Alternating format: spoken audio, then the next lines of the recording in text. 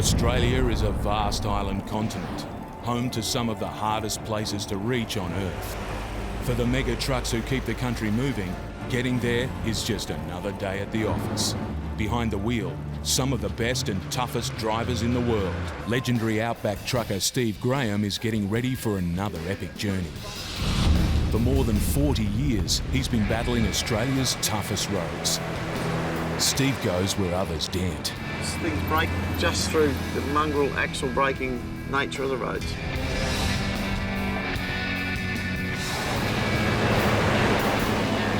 Steve's about to come face to face with the trip that almost broke him just a year ago. What should have been a 5-day drive turned into a 40-day nightmare. Some trailers caught in the sandbar. Come on. Steve went through trucking hell. Once again, he's headed for the tiny remote settlement of Columbaroo in the northwest of Australia. To get there, he'll have to cross the world's 6th largest country, covering a massive 3,900 kilometres, like driving from London almost to Baghdad. He'll also face some of the roughest roads on the planet. Steve has just 5 days to deliver $3 million worth of power generating equipment. It's a vital load that will transform community life. This is delicate and it means a great deal to the people at the end of Columbaroo. If something's broken, it's more than 700 k's to get parts. The freight's already been packed and loaded for Steve. It's critical it's done right. It has to survive the massive journey, 500 kilometres of which is on brutal dirt roads. The Outback can be a dangerous place, so Teeny the dog will ride up front with Steve. Good girl. Good girl. He's also brought some two-legged help to share the load, his old mate, Steve Reed. With such a delicate load on board, no one's taking any chances. The owners of this freight will meet me 300 kilometres out of Columbaroo and check the freight to see if there's any damage to it at that point of time. That's how serious they are, they're concerned about it. Steve faces another epic trip. Expensive freight, a tight deadline, and one of the toughest roads in the country. Because of the remoteness of the country, there is going to be some problems. I don't know what they'll be, but 500 kilometres of corrugations will break something. Aussie trucks cover 44 million kilometres a day, enough to get to the moon and back 50 times. And more than half the country's roads are unsealed. It takes a special kind of driver to ride these roads. In Perth, two-up team Jeff Bluesy Barrow and Nolene Turner are getting ready for a 3-day run out into the bush. Ew. Bluesy's been driving solo for more than 30 years, but for the last 6, he's shared the cab with his partner. For years and years, he's only ever driven on his own. He just couldn't handle anyone else in the truck. And they make a perfect team. Hey! Come up here. Most of the time. Hang on, boss. Listening to his mates and people who know him on the road, and they go, wow, he's got a two-up driver and it's a woman? What?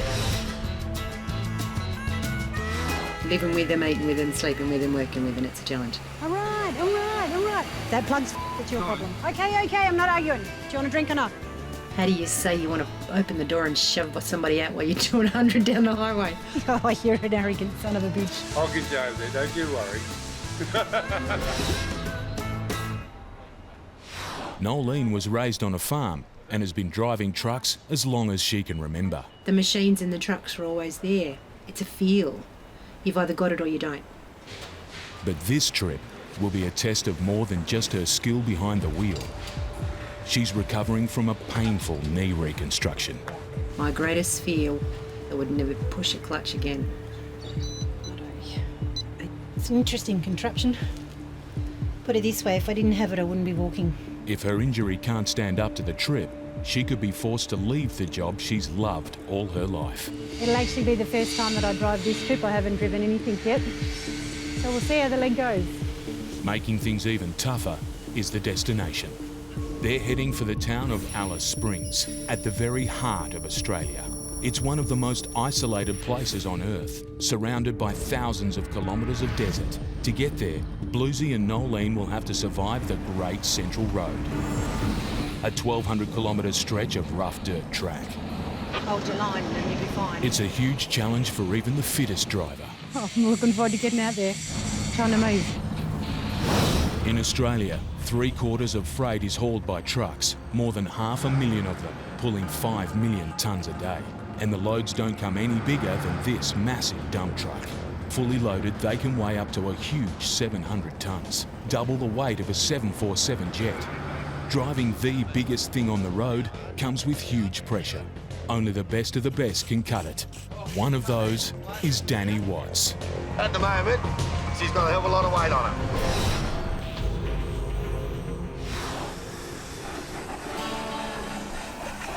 I love that the shiniest truck in the road.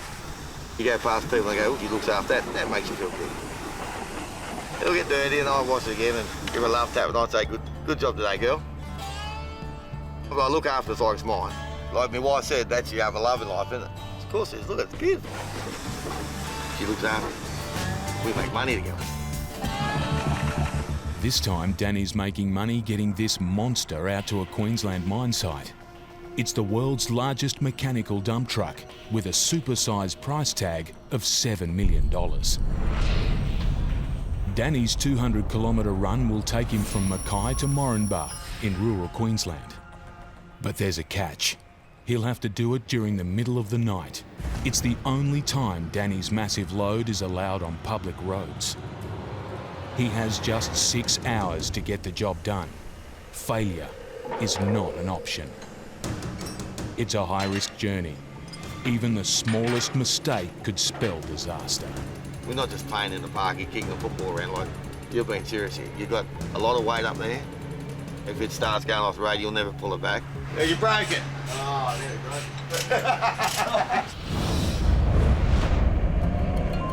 it. On the road to Columbaroo, Steve Grahame faces a dilemma.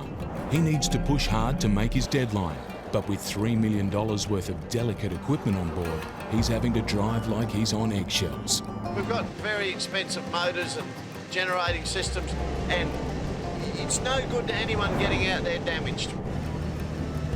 And out here, even the sealed roads are rough. We'll be some hours letting our tyres down and just making sure that everything's right. I mean, I've dropped back to 80 kilometres an hour here. In some ways, you know, my fingers are crossed that we're not doing damage to the freight here on this stuff. He's got no choice but to back off and nurse his truck to the next fuel stop.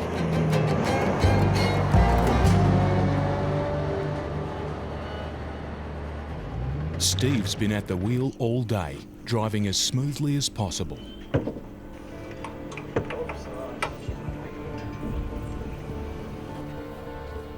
But after a pounding from the roads, he wants to check on his precious freight.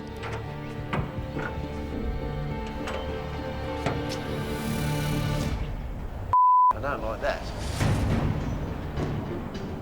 After all his hard work, it's the last thing Steve wants to see.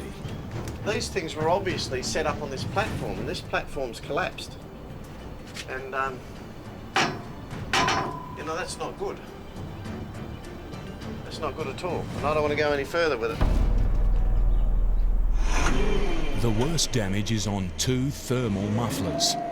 Each is worth $4,000. This and this. And they've taken a beating. Oh, there's some weight in there, man. Lovely. I'm glad I looked in here when I did, because they're just, I just hate to imagine if they had been rolling around in there for any longer. We would have delivered a container full of nuts and bolts. He may not have packed the load, but it's still Steve's name and Steve's business on the line. Geez, I should have looked in these things there. I should have opened the doors. I should have made them open the doors. Outside Perth, Bluesy and Nolene are finally back doing what they love, heading into the outback. Can't wait to see that bitumen run underneath, then just head out on the dirt. When this couple first met, it was Nolene's mechanical nous which caught Bluesy's eye. She used to do a lot of things a lot better than blokes used to do. Guys out there didn't have a clue what they were doing, where she did. She's pretty switched on. But it was a run-in with a sexist boss which sealed their romance. I got cranky because a man treated me like an idiot. You ain't no idiot. 4 months I put up with that little Turk. And I went and said my piece, and then we got instant dismissal. This time, they're hauling 30 tonnes of freight to Alice Springs. At 800 kilometres to the nearest city, it's one of the most remote places on Earth. For Nolene, it's been a long road to recovery, but she's hoping today's the day she'll finally get back behind the wheel. I gotta keep doing that. Just arthritis in the knee joint basically just causes that much pain that you limp so bad you twist the rest of your body. So about a week after I turned 50, they said, you will be here on the 4th and we will chop your knee up on the 5th.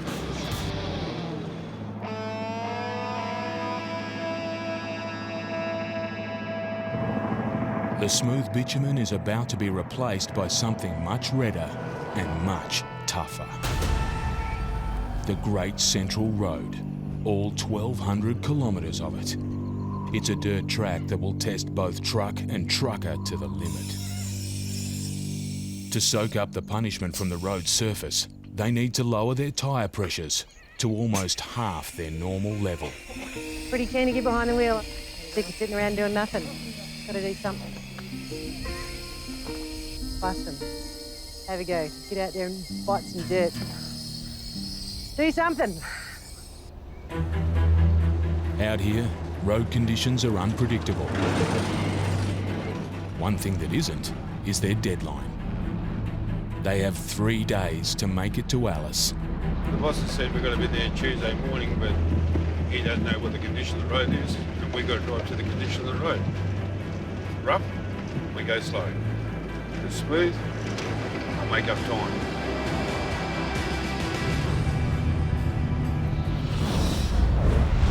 In Queensland, Danny Watts and his team are up against the clock. They have just a few hours to load the world's largest dump truck. You right, Raj? Let's go. The truck's tray has been removed, but it still weighs in at a massive 280 tonnes. It's vital Danny spreads the weight evenly.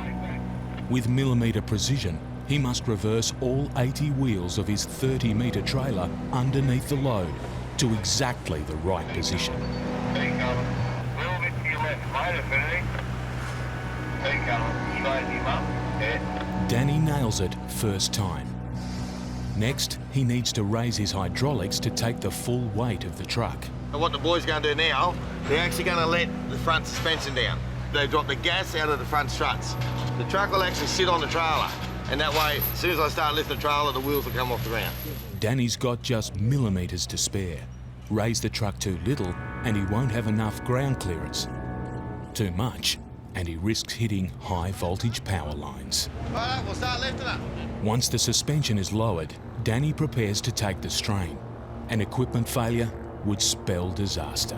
We'll blow a hydraulic hose here, have it in the air, and then it'll just drop. So, fingers crossed. At 280 tonnes, his trailer's taking the weight of 250 family-sized cars. You notice I'm getting a hell of a lot of weight here. These tyres are going half flat. That should come off the ground any minute now. He's pushing his trailer to its limit. She's got a hell of a lot of weight on her.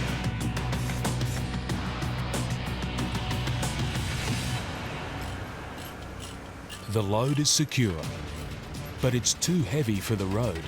The 10-tonne wheels and 16-tonne hubs need to come off.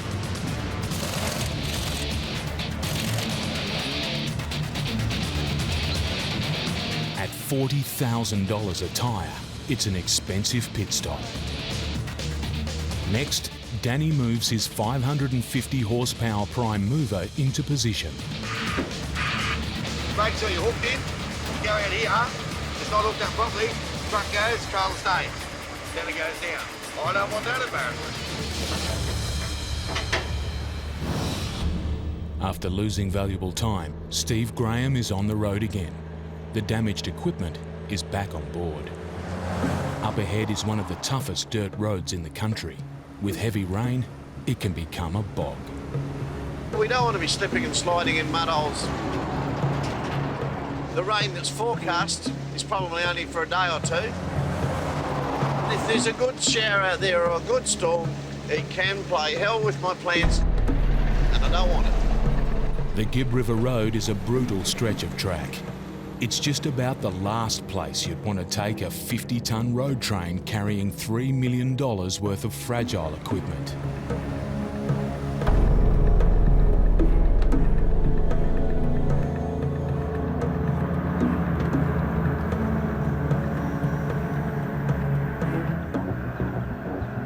Just a few kilometres in, Steve meets the first obstacle in his path. A river crossing. The water level is low, but it could still be hiding plenty of surprises. Potholes, rocks and sandbars can bring even the most powerful road train to a halt. Steve has to tiptoe his way across. While he's got past one obstacle, ahead is a section of jump-ups. Sharp hills that drain a truck's momentum. Yeah, we've got another serious jump up coming up, Stephen.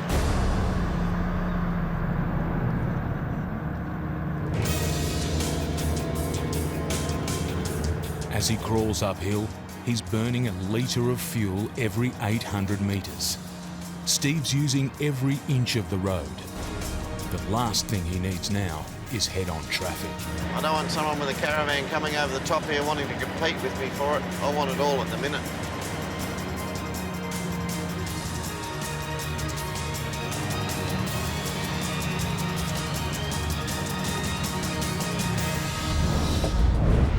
On the edge of the central Australian desert, Bluesy and Nolene are taking on the bone-shaking Great Central Road. Nolene's getting ready for a moment she thought may never come again. Getting behind the wheel of a truck. You've got to continually work your leg all the time. Straighten it, bend it, straighten it, bend it.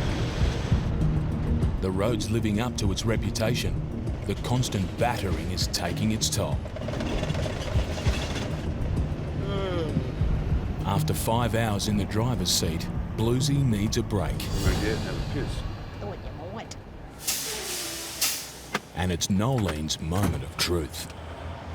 Righto, we shall give it a go.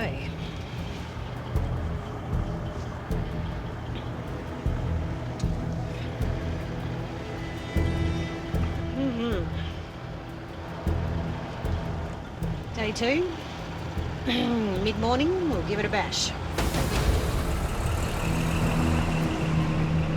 Oh God, here we go.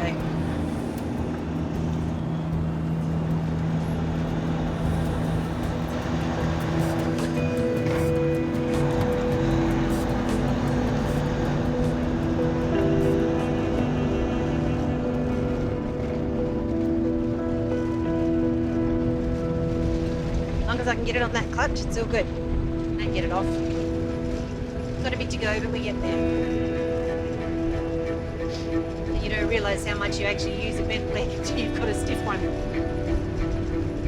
She's holding up so far, even if the moment might be lost on Bluesy. You wait, Jeff. No, toes up.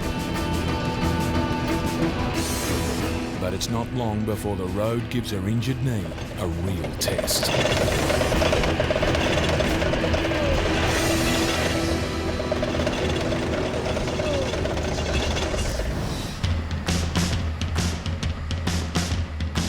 Just after 1:30 a.m, Danny Watts begins his 180-ton delivery. Righto, Connie. Out the gate, mate. It's 200 kilometres of difficult road in the dark, with daybreak just 6 hours away. 9.5 metres will be northbound, and we'll be wrong side again. Righto, Bobby, you can hear me, Al? Can you hear me? Yeah, I got you, Danny. We got you. Connie, what's those traffic lights laid down up here? Okay, all ready for you. First, Danny needs to make a tight turn through a narrow intersection. He'll drive on the wrong side of the road to swing left. while his team clear the traffic ahead. I can't have anything on the highway because I've got the whole road.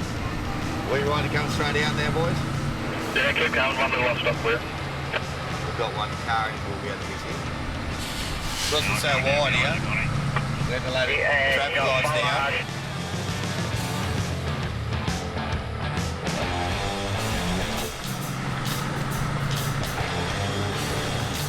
Driving this beast is all about staying cool under pressure. Whatever the road throws at him, Danny must keep his stress in check. And with such a monster load, around every corner, there's a hazard. Next, roadworks. Danny slows to a crawl as he picks his way through the traffic bollards or witches' hats. If I get witches hats jammed up under here, they can start burning, next thing I'll start a fire. Crawl through here and I'll just tap and I'll stay standing up. Going too quick, you mow them down, you spread them everywhere. But even the best can't win them all. Next, there's a section of hard barriers. Danny's running out of room fast. I'll just slow right down, crawl through.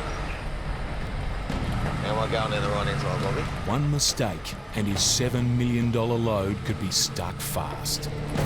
It's gonna get ugly here in a minute.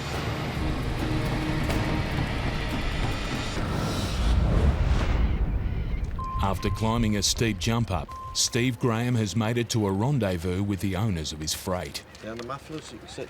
Yeah. If the damage to the mufflers wasn't enough, there's more bad news.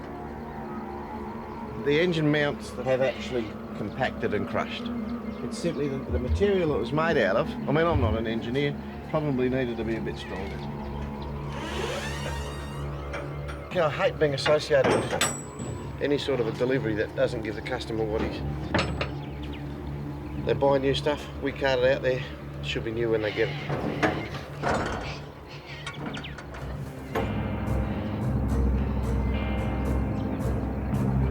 They still have 300 kilometres to go, and the delays have cost them precious time. With pressures mounting, another of Steve's old enemies rears its head. Corrugations. They up the wear and tear on everything. I mean, everything's sitting there getting vibrated away. They're a series of regular bumps in the road, caused by traffic running over them for weeks, months and years on end. At their worst, it's like driving on an assault course. His load is taking an even greater hammer. All we can do is basically walk the load in like this.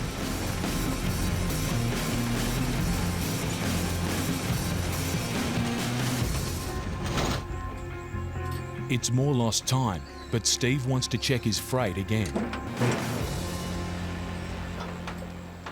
There's a problem. Fuel's leaking everywhere. Can you just grab it? Yeah, I know.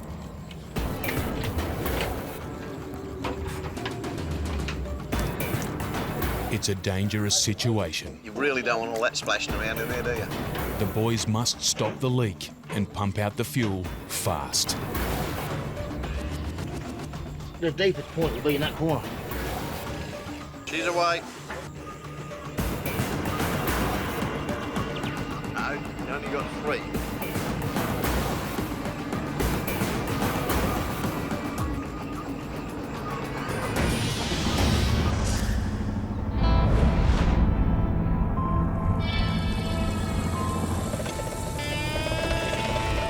After fighting a tough section of the Great Central Road,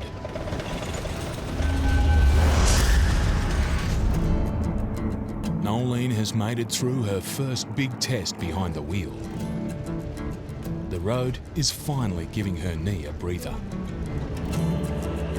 Been busting for 3 months to get out in the bush.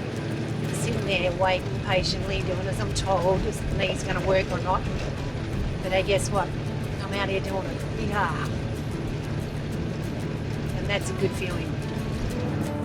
It's been a long 3 months off the road, but at the end of a huge day for Nolene, the reward is some roadside tucker. In the place many fear, but which they love.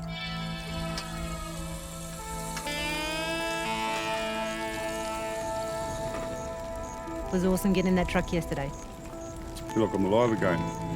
Yeah. Like every time you come out, it's a challenge. You don't know what you're going to come up against, and it's just awesome. But you bring half those city guys out, they shit themselves.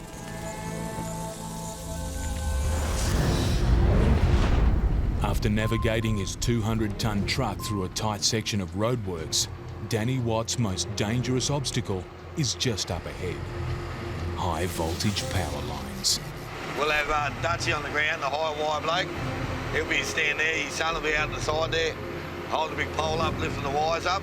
And that way we won't have any arcing or we won't have a power wire trying to draw down to the load.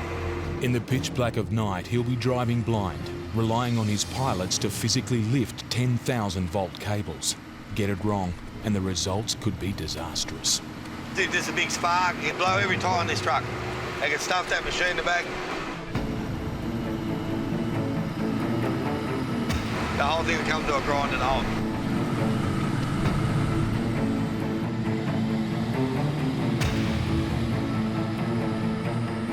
One down, but the next cable isn't far ahead. Danny's pilots race to get into position. Where you go? Like you stole a bloody push bike, that kid. See, he's got his stick lit up well. I just seen the wire bend then. Danny slows to walking pace as 10,000 volts buzzes above him.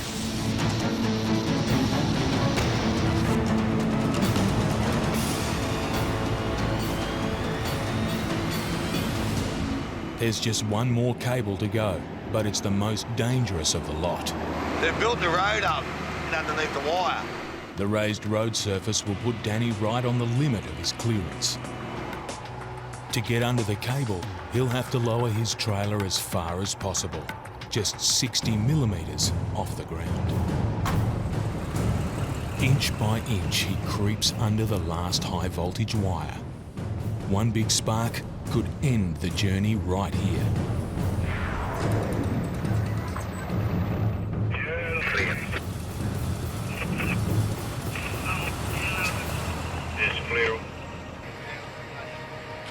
Having scraped through, Danny needs to raise his trailer and get underway fast to make up lost time.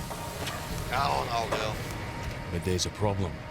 His hydraulics are dead. No, she's not going to do it today. She's shit herself today. He's going nowhere. Danny needs to fix the hydraulics on his 80-wheel trailer quickly. Time's ticking away. It'll soon be daylight and his operation could be halted. He's hoping the problem could be a simple flat battery drained by his lights. Because we run all the lights, the little battery up there, she's suffering a bit. $7 million worth of freight, $1 million trailer and $500,000 worth of truck are all relying on a $20 pair of jump leads. You want some?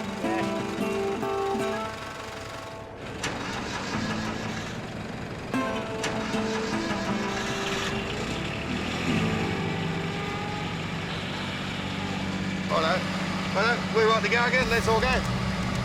There's only one last obstacle left in Danny's way, but it's the toughest, the Eaton Range Mountain Pass. I'll always worry about the hill. You've got to treat that hill with respect, because if you get too cocky with it, you will come undone and it will be ugly. It's a notorious accident black spot, a 6-kilometre climb up an 11% gradient. Just a single 100-metre stretch has seen 4 fatal truck crashes in recent years. At almost 200 tonnes, Danny's too heavy to get up it alone. He calls in backup from not one, but 2 extra prime movers. 3 drivers, 3 big trucks, and one of the biggest loads in the world. What could possibly go wrong? Roscoe's pushing too hard. He can spin off centre. Tell himself on the big night. Next thing you know, we're going to truck ours that red. All right, Connie, we're going to start going. You right back there, Bobby? Yeah, when you're ready. Idle. In a road train measuring nearly 60 metres, there's 1,500 horsepower ready to help Danny make the climb. The range has been cleared of traffic. All 3 trucks and drivers must work together to get up the mountain. We stay in one gear. You don't want to change gears on that hill. because you'll come to a dead stop. Danny's completely reliant on the drivers up front and behind. I can't see the road, so I put a lot of faith in Wade now. There's almost 300 tonnes clinging to the road. Keeping traction is vital. Wade down front, he breaks traction. Me and Roscoe at the back, we still got traction. We'll push it through it. When I get there, they pull me through it. But even with 3 prime movers, the massive strain is starting to tell. Someone's not working here. The truck behind isn't pushing hard enough. Oh, I think Roscoe might be hanging off the back of me. Yeah, westbound, just be patient. We should be a bit quicker than this. If he doesn't push harder, they could grind to a halt, leaving them stuck on the mountain. If he's not working hard and I die, we won't take off again. Roscoe needs to pick up speed, and soon.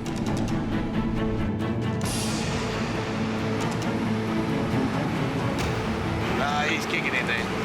We're picking up speed again. After battling up the range, Danny's convoy finally reaches the summit. With his massive load hogging the highway, he must make his destination before sunrise. But as dawn approaches, the temperature is dropping. Fog's starting to come in quite thick, actually. This is a whole new headache. A lot of cars are like a kangaroo at the headlight. You don't know what's going to happen. Having patched up a dangerous fuel leak, Steve Grahame has come across yet another problem. That doesn't look good from here. I don't like the angle of that thing. His convoy is blocked by a truck whose trailer is too low for the slope into a creek. Luckily, there's a couple of veteran Outback truckers willing to lend a hand. The quickest and easiest way to do this? Under the air valve. No, crawl under it. Get your height adjustment valve. This is airbag, isn't it? Yep. And just lift pump it your right airbags up. Who's going under, Steve? I suppose I'll get under because I know. Because you're the slimmest. Well, no, I've done it before. No, it's do you want the screwdriver or something? Yeah, Like a little rubber. give us a screwdriver. The driver, Mark, has tried to raise the road surface with rocks, but it hasn't worked. This is a nice road you built here, Mark. Well, yeah. No, it is. I built a road. I've built a few roads out here over the years. I'm pleased to see other blokes that come along building roads out here. It's good. While Steve supervises, Steve Reed helps Mark attempt to raise the trailer to clear the ridge. Now, Steve's going to try and get the airbags to lift up to their maximum, which might give Mark enough clearance. The trouble is, no one knows how high his trailer will go. If they pump his suspension too much, they risk blowing an airbag, leaving Mark stranded. Actually, it's jumping up a long way, right? As we... I would go maximum that you can without blowing the airbag. You know the only thing wrong with that theory? You don't really know what the maximum is until they go bang. I'd hold it there, Steve. Steve-o, that's it, mate, you got it. Yep, stop, stop. You know who your mates are out here some days, don't you? Don't go. The ride heights up as far as they dare, but is it enough to get the road train out? We'll give you the signal, mate. I'll be laying here. As Mark's blocking the road, all 3 trucks could be stuck here if he can't escape.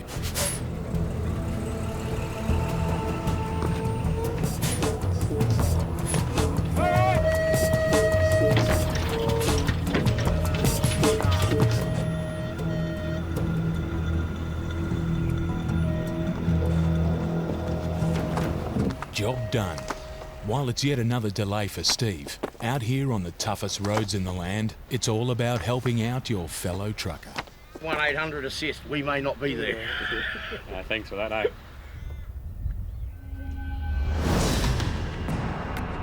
Just 20 kilometres from his destination, the fate of Danny Watt's journey is now in the hands of the weather. A thick bank of fog is making road conditions dangerous. Some people might think, oh, it's only fog, but when you're 9.5 metres wide, like we're over either side of the bitumen here, people will come towards us, will panic. The sunrise is minutes away, but if the fog gets any worse, Danny's police escort may have no choice but to step in. It's too foggy where it's too hard for the people to see me coming. They can pull a load up and stop us. If he's pulled over now, he could spend the whole day off the road, a delay costing thousands of dollars. But the fog is also starting to affect the road surface. The road's wet here. I lose traction quite easily in these wet roads because of the amount of the weight in the back there. You just start spinning, you can't help it. Danny's within touching distance of home, but he's having to use all his skill and experience to stay on the road. All night he's been racing the sunrise, but now Danny hopes it'll come to his rescue. He needs the rising sun to burn away the fog.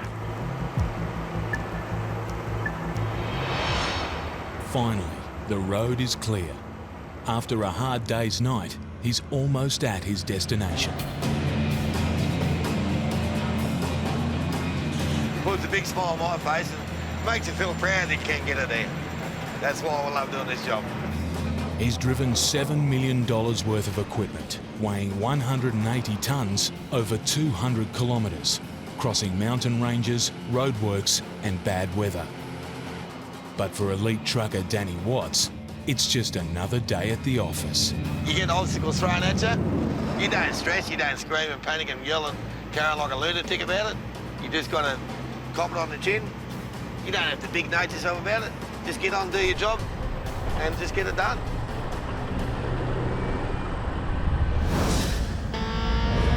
Deep in the heart of Central Australia, Bluesy and Nolene are crossing one of the most isolated places on Earth. No one's expecting to see another face out here.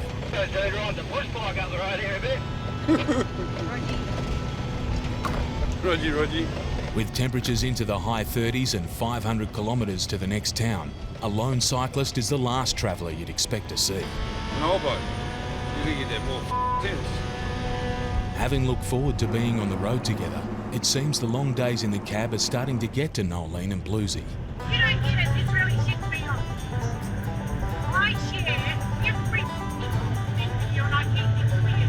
And you don't give Just give us a bit, that's all I want. Oh, for God's sake, here. That much. What? On a bit. How much is a bit? Oh, 2 inches. Say yes. No. Okay. What are you bullshitting about? Just get back in your hole, donkey head. I'll give you knockerhead. Look at this silly old fart.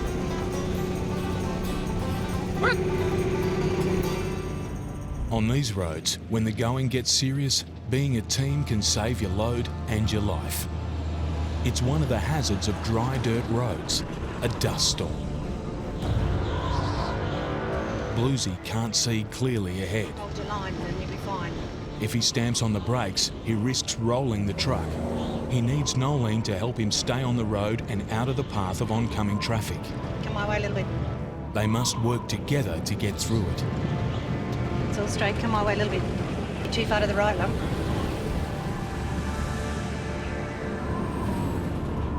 Bluesy and Nolene are in luck. As fast as it blows in, the storm blows by. After surviving 1,200 kilometres of pounding dirt roads, it's back onto the bitumen for the run into Alice. Nolene's career was hanging in the balance, but she survived everything the road could throw at her. This team are on time, in one piece, and very happy to be here. Yeah, I feel like I'm achieving something, I'm doing something, I've got a challenge in life. It can be a lonely life. That's the good bit about us being together. It's just a lot easier with the two of us, isn't it? After 5 hard days at the wheel, Steve Grahame is nearing the end of his journey. Just one final hurdle stands in his way, his old foe, the Carson River. It's the deepest crossing on his route. Steve will have to inch his way through. One pothole or sandbar is all it takes to land him in serious trouble.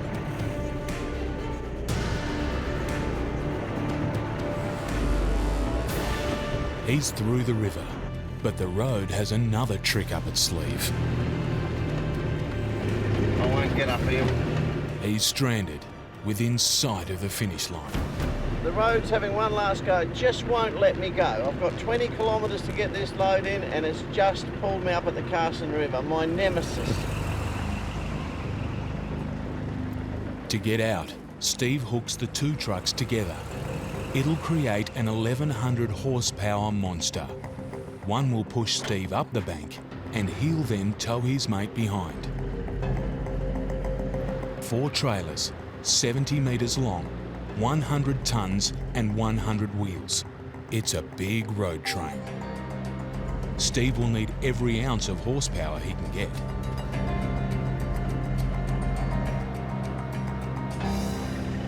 Look at them all skedaddle. While the Carson River is behind him, the road to Columbaroo never gives in. At this point, you start to think you've nearly beaten this road because I've probably only got about 10 k's to go to get into town. And this bloody road, just before I get into town, just becomes a rock, just a flat rock shelf. Finally, it's the sight he's been waiting for. Steve's battered and bruised, but he's made it over the line. It's been a marathon trek, covering nearly 4,000 kilometres, 3 states, and some of the toughest roads in the country. This is what it's all about. I'm happy now. The stuff's starting to come off. They're lifting it off the truck, so we've done the job. Dennis Dent is preparing to take on an old adversary, the road to Cape York. Bearings check, adjust the brakes, make sure everything's right. We just go all over the Cape, like the last frontier. That's what we do. Corrugations and vibrations, extreme conditions. So they've got to be maintained 100%, and if you don't, you're only kidding yourself. After 42 years fighting the same track, Dennis has learned the hard way.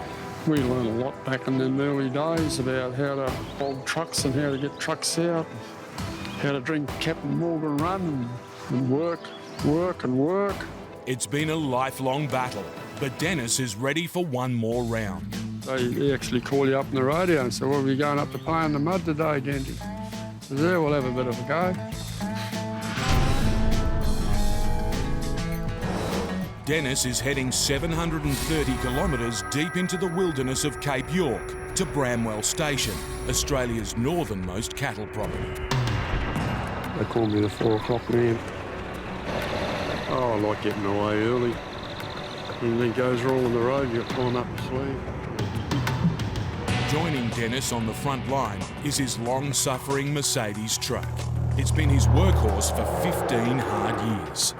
Behind the cab, 60 tonnes of vital building supplies to keep station workers employed through the wet season. It could start any day now.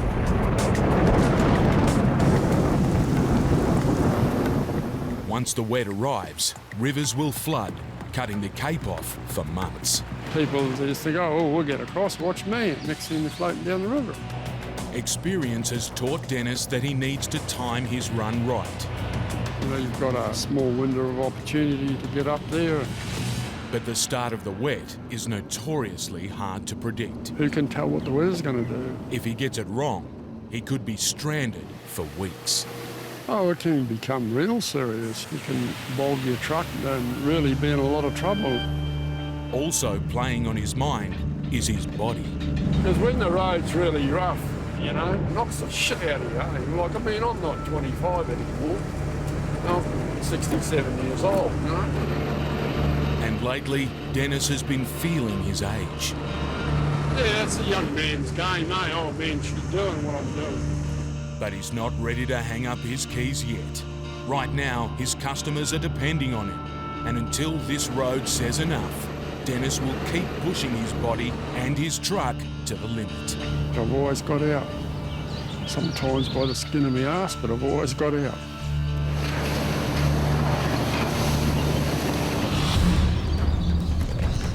In Darwin, dirt road specialist Christian Reynolds is also praying that the northern wet season holds off for a few more weeks. This time of year, you just go until you have to stop, making hay while the sun shines. I want a job down the end of a long bitumen road. 37-year-old Christian has been driving trucks all his life. But last year, he took a big gamble, buying out his business partner to saddle himself with 3 trucks and some hefty debts.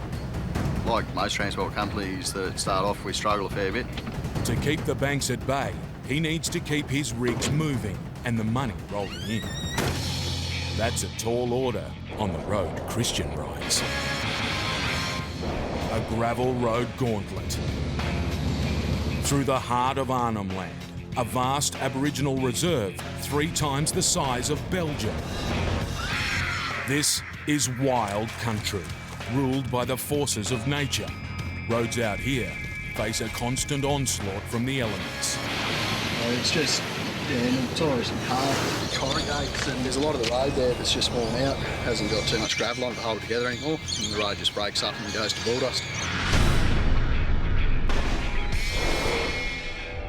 On this trip, Christian's hauling building materials to a remote construction site at Donji Creek, a bone-jarring round trip of 1,600 kilometres.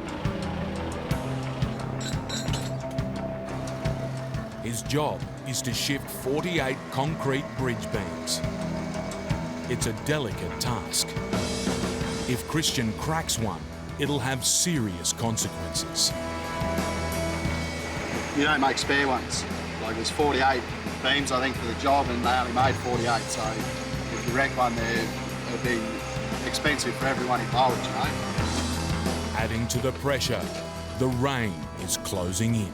The bull dust turns to mud, slippery bog holes, and once it gets wet, you can't travel over it.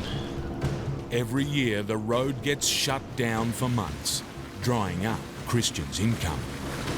That's the biggest thing, you don't know when it's all going to stop. And now he's got more than just himself to worry about. Christian recently got engaged to Katie. Do I really annoy you? Not very much. Not very much, so I still do. And he's just taken on a new driver, Katie's brother, Norman. Norman's still green, and this is tough country for young truckers. One of Christian's former drivers was lucky to walk away from this wreck. And just come down there and, yeah, he never made it around the corner. And the next week, another truck fell over in exactly the same spot. Where these truckers go, the stakes couldn't be higher.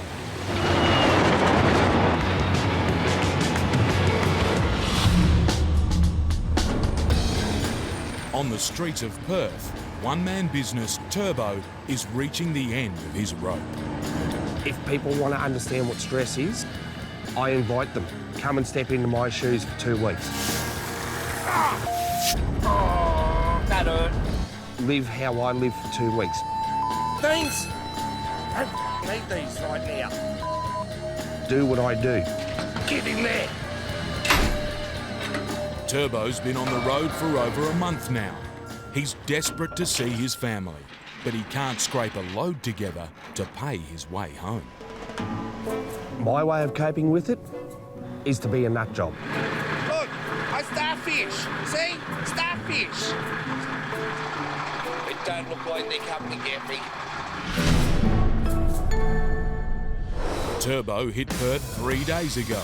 He needs another load to help cover the cost of the 4,700 kilometre trip back to Brisbane to his wife and daughter.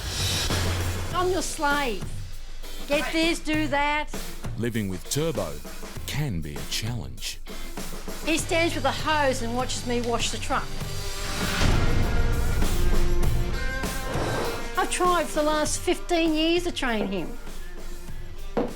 I haven't been able to do it.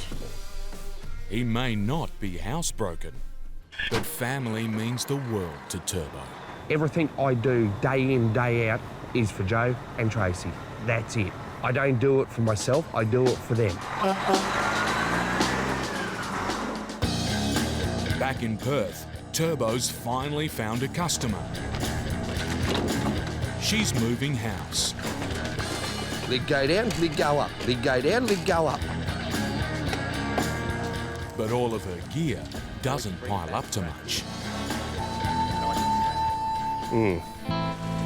As a one-man, one-truck business, the pressure's always on. Really gentle, mate. To take whatever job comes up. And right now, Turbo needs all the work he can scrounge. What? A recent back injury has kept him off the road for 6 weeks. Every time that wheel doesn't turn, it costs a couple of $1,000. Those wheels turn, they make money. Turbo's back's still far from 100%. But he can't afford to rest up. He's just got wind of a load up the coast in Geraldton. It's an 860-kilometre detour, but if it pays off, it could be his ticket home.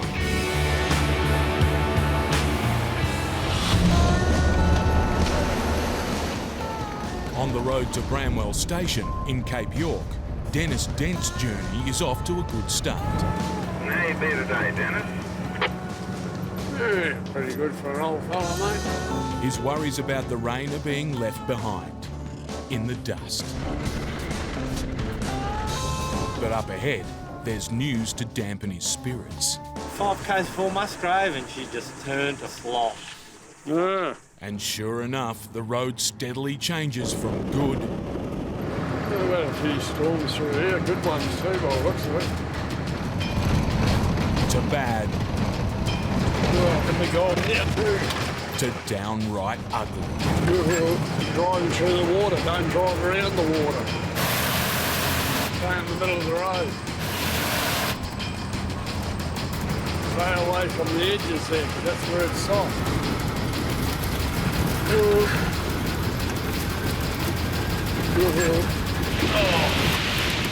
Dennis is copping a hiding. Sick of it. Mate's doing this the whole trip. He needs to pull over for a breather. Oh, you always have a break here. Get this shit together.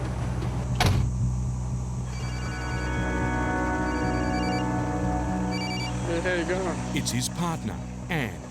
Been in there for 2.5 hours over that road. I just got to walk around. My back's just a little bit sore. Sitting in the seat getting pounded. There's a lot of potholes and washouts on the road there. 500 kilometres into the trip, Dennis's body is sending out distress signals. But he keeps pushing on. The road can be pretty treacherous at times. Sometimes it's good, other times it's just absolute woeful. Dennis has spent his whole career dealing with the changing moods of the road. But now he's wrestling with one of the biggest changes of his life. You can stay a young fella for years, it'll be good, but you can't. Finally, after a grueling 14-hour day, he reaches his campsite. Well, I don't mind admitting I'm glad to get here today. Why's that? No, it's tough, mate. Dennis still has 170 more kilometres to drive. On these roads, it'll feel like 10 times that.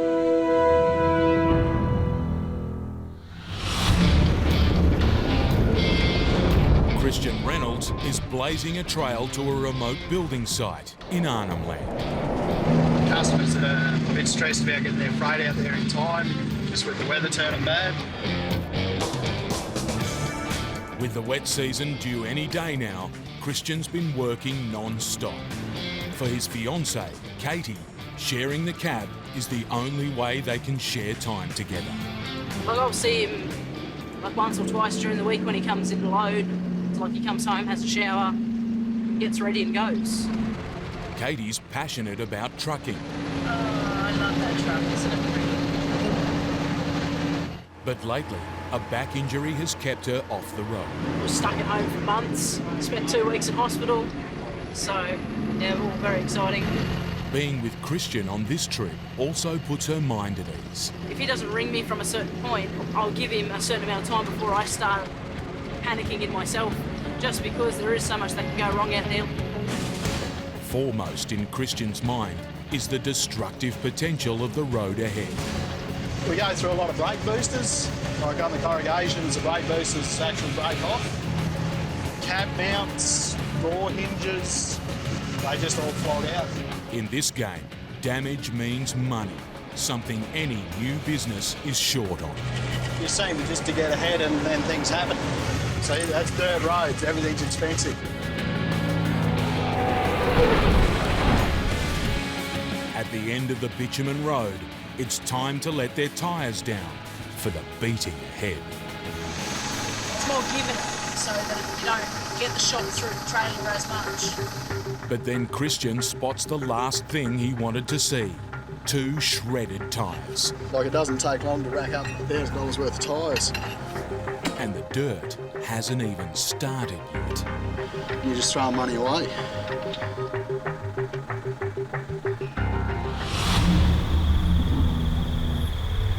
Turbo is a man on a mission. 30 kilometres north of Perth, he's racing to pick up a load, which should pay his way home to Brisbane. It feels good after a couple of months out, but at this stage I can't relax yet.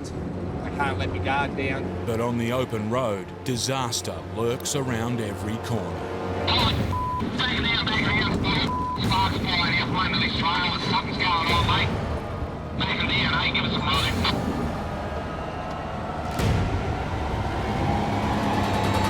As I'm driving along, it felt like something hit the wheel. I felt a tug in the trailer. I've looked in the mirror and I've just seen sparks literally flying everywhere. Straight away, that's telling me I've got an issue. Major issue. All I need right now. Clues to what happened lie 400 metres back up the road. A massive steel box welded onto Turbo's trailer has broken free, hitting the highway like a bomb. That's how much impact there was. It's smashed open, hurling its contents hundreds of metres along the road. There's at least 10 grand's worth of gear laying here on the road. And shit all over the road.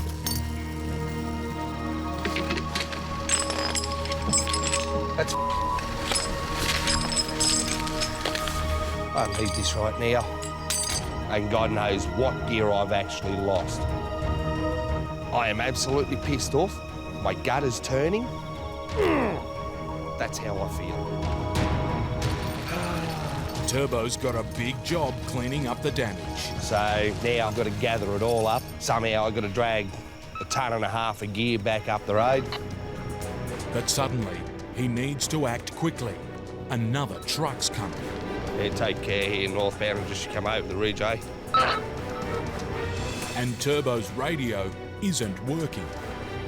Yeah, northbound, and just watch it, eh? Back it down, mate, back it down. We've got shit all over the road here. If the truck collides with this mess, it could set off a far bigger accident. Dennis Dent has been going head-to-head with the brutal roads of Cape York for a day and a half now. But hang on, you've got to be careful coming down that hill. If you go off there, you're gone. The road's a mess, but Dennis is taking things steady. You can't be in a hurry in this country, in this type of work. You'd be in a hurry over these roads and you start breaking stuff, you know? For the last 42 years, he's built his reputation on delivering his freight in one piece. But on this trip, some of the loads already damaged. It turned up like that from the supplier. Dennis had no option but to take it. You just worry about, is it loaded properly and all that sort of thing? I don't know, I guess it's just me. After a morning's drive, he's getting close to his destination of Bramwell Station. But now Dennis has been detoured. Yeah, I don't know how you're going to get across there, mate.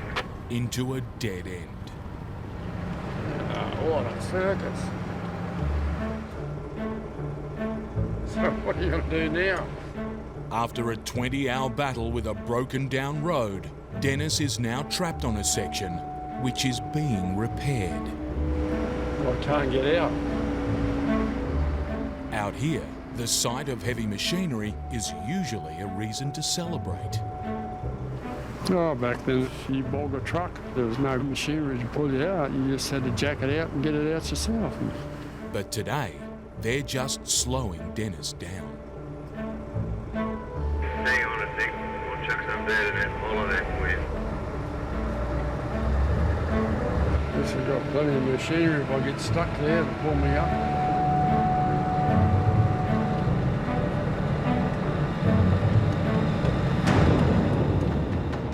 back on the road, but the detour has cost Dennis an hour. And with the clouds gathering, Been a storm this afternoon, eh? Dennis needs to get a move on.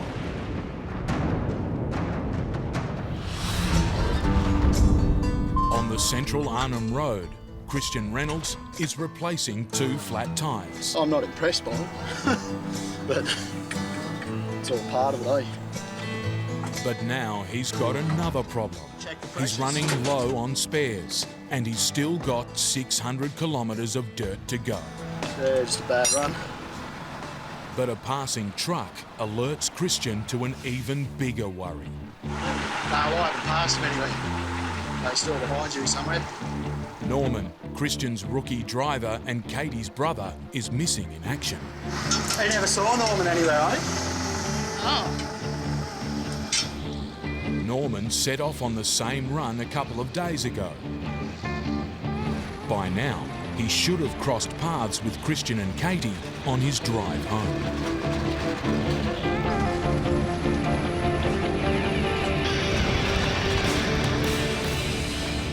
50 kilometres further down the track, Christian's anxiety for his missing driver is growing.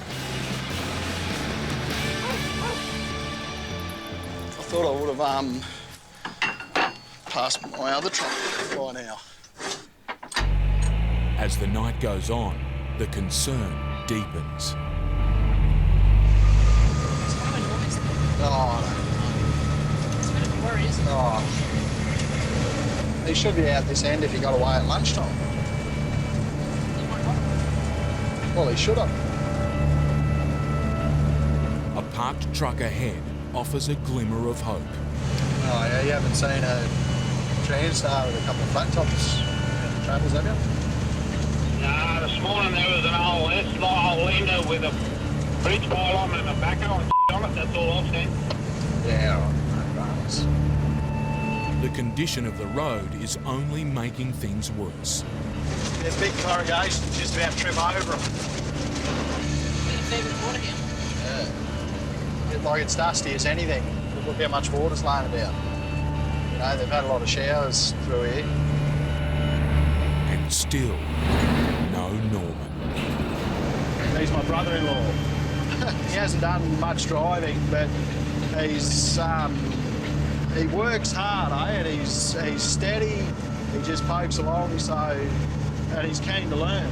He really is. So he's worth the investment, you know. If he was broken down, that somebody would have said something. It is a concern in remote areas when a truck's not where you think it's going to be. You know, it's hard country out here. You are a long way from help.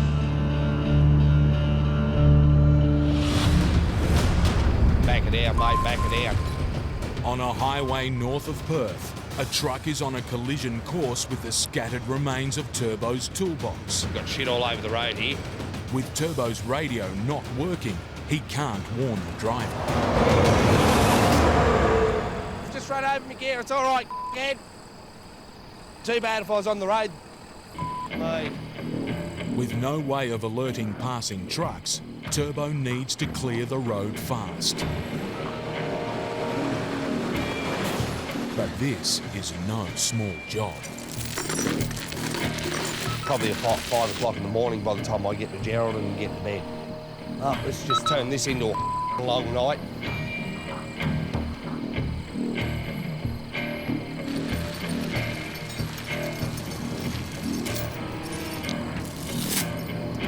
Well, that's the last. Back at his truck, there's more work to do. That there is the whole frame. This part here, this flat bar, should actually be pointing downwards. It hasn't been welded on there properly. The flying toolbox has also made its mark on Turbo's trailer. That K and a half, it's already scrubbed that tyre out. I've got to somehow, I've got to pry that off of there. At least get it off enough, so it's not going to f*** that tyre. To make matters worse, the clean-up job is taking its toll on Turbo's sore back.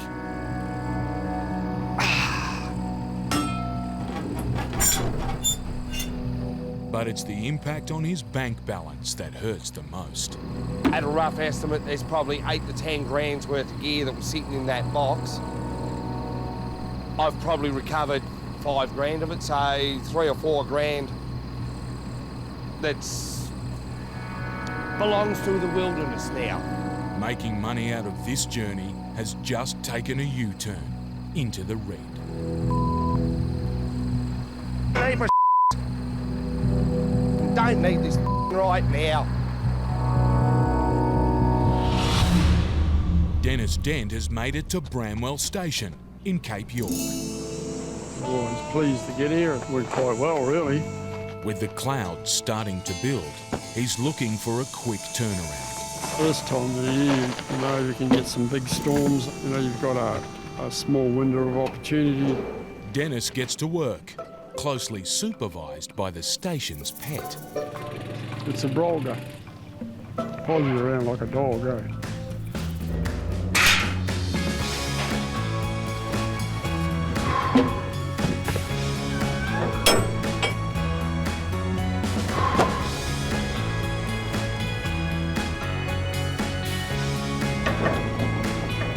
It's a hot, hard grind. Ah, that's good. With everything unloaded, Dennis wants to get moving, but there's a hold-up.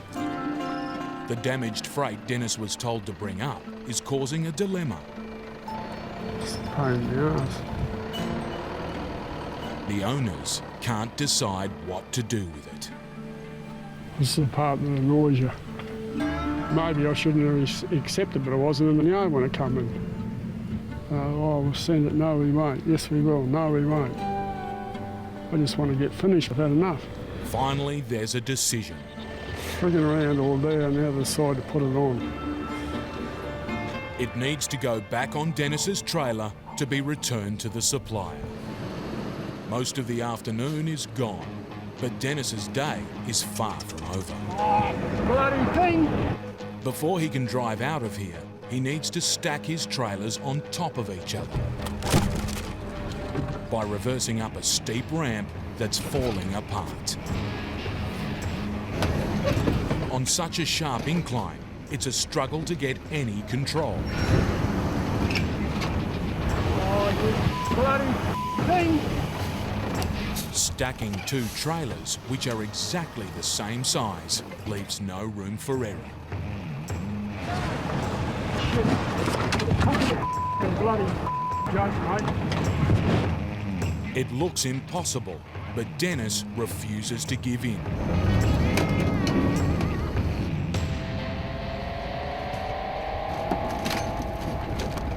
Finally, after an uphill battle, Dennis gets it on, dead straight. Hallelujah, brother! The day's over. It's been 15 long hours of dust, heat, and frustration. He's aching and exhausted, but this trucker's still got something left in the tank.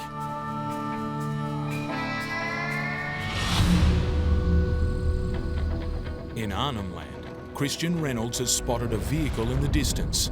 He hopes it's his missing driver, Norman. Coming from Milo with those bikes tonight. Boy, it is. I'll pull up around the corner here. It's a huge relief. How you going? You've had me a bit worried. Why? Oh, because I haven't seen you. Oblivious to the stress he's been causing, Norman's been plodding along. I just took my time loading up the Savo because it was hot, so I just had to have a couple of spells, stop and get out of the sun. We actually were worried about you, Norman, because no one knew where you were. We ran into like 4 trucks and no one had seen you. Finding Norman is a big load off Christian's mind. Well, he's one of my drivers. You know, you're responsible for all of them.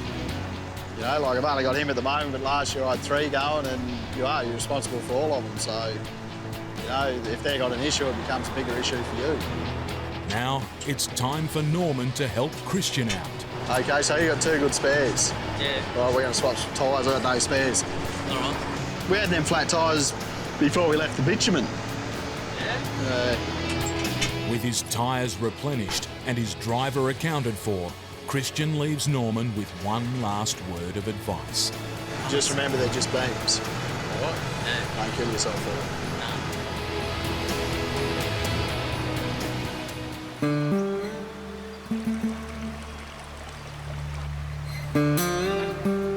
There's been rain overnight on the Arnhem Land Plateau.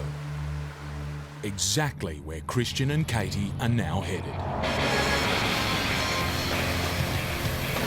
There has been a bit of rain out here in the last week or so. Like, it's still really dusty, but there's a lot of water laying around. The longer it lays there, the softer the road gets underneath. So, like, you can run into the drama of actually falling through the road. Any violent movement could be disastrous for the load. Oh, look at the water. That can't be good.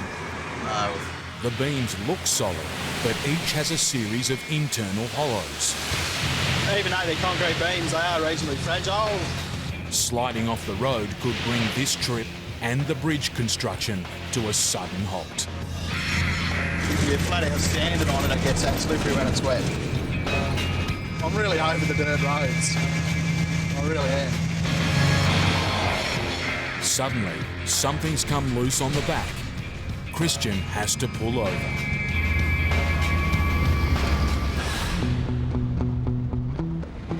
Come around, go past. After the dramas with his toolbox, Turbo has finally made it to the town of Geraldton. Reached your destination. Yeah, where? Mate, I'm picking up a side tipper and a prime mover at your place. I'm just trying to find out where you are exactly. So it's inside the toll yard. It'll be on the front fence in the grassed area there to the right-hand side. Now it's time to focus on putting the rest of his load together. Going on the truck, another rig, and its trailer. But it isn't as straightforward as it might seem. Somehow, Turbo must fit everything around the car and furniture he already picked up in Perth. I can't see crap, mate. How much room have I got at the back? I've still got to be able to get my ramps up. It's all right, it's only plastic. Now for the trailer.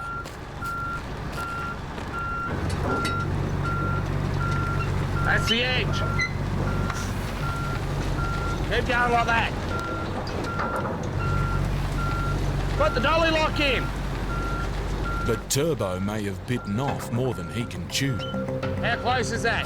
He's using every inch of his trailer, and he still hasn't got the car on. It's not mine. Yeah, I'll get it on. And you know what that means too, don't you? It means that's a challenge. Even minus the dolly trailer, it's going to be tight. I'll get it on, trust me.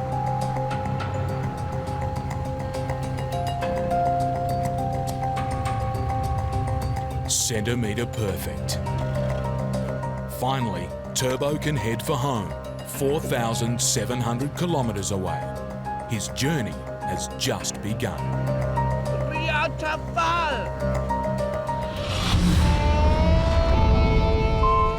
Christian has spotted something in his mirror that doesn't look right. The corrugations and potholes and all that sort of stuff, just everything comes loose over the time. A stack of gates is on the verge of spilling onto the road. There's nothing on the other side to stop them coming out. He's lucky he caught them in time. Oh, the gates would have fell out. Probably pick them up on the way back, but someone else might come along and pick them up too.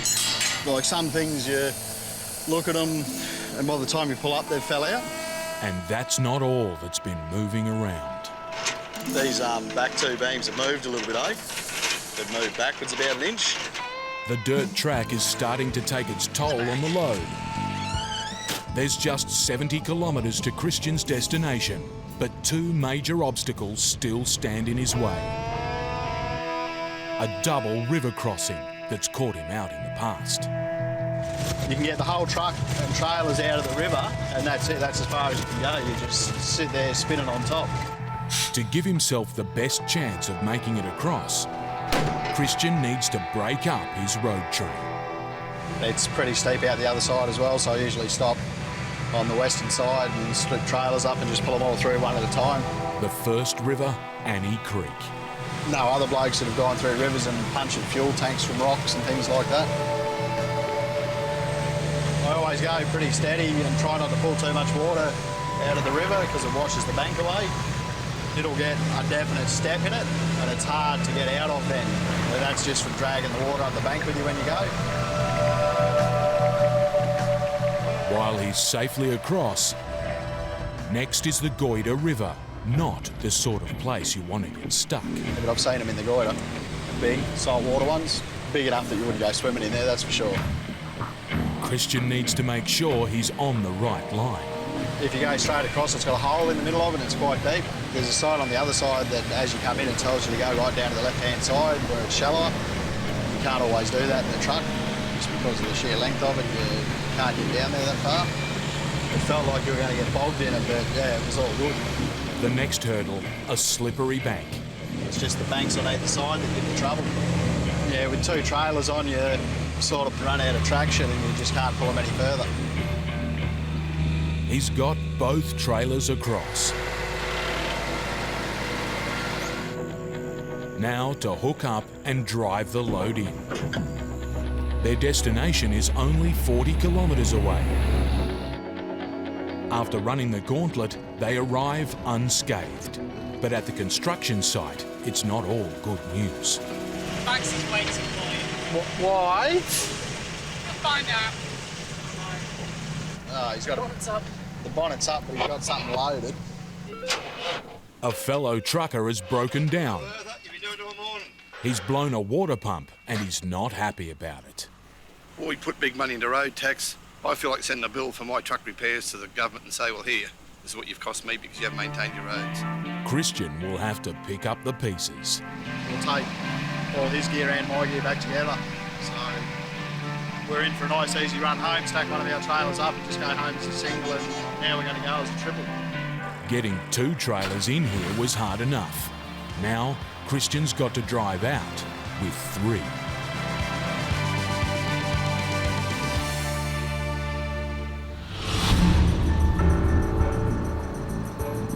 It's all inside, nice and even.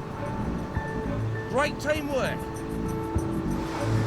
With his load finally assembled, Turbo can fuel up for the long haul to Brisbane. At $2,000 for a top-up, it's a big drain on tight finances. Oh, paper. Suddenly, there's more bad news. I just blew a clutch. That's not good. It's yet another blow. He must get his old truck moving. The fix is textbook Turbo. Thank you. Force the truck into gear as he fires up the engine. Now he's in gear, he'll be able to move. But a busted clutch means a whole new driving style. I've actually got to turn the truck off every time I want to put it in the gear now. On top of his destroyed toolbox, Turbo's now looking at a $2,500 bill for a new clutch. Money he can't spare. Now that's just basically eating into my profits. All Turbo can do is hit the road and wait for his luck to turn, which may take a bit longer yet. And how am I supposed to eat that? Yeah, I think that'll be a later thing. God, I can't even get it off my hands now.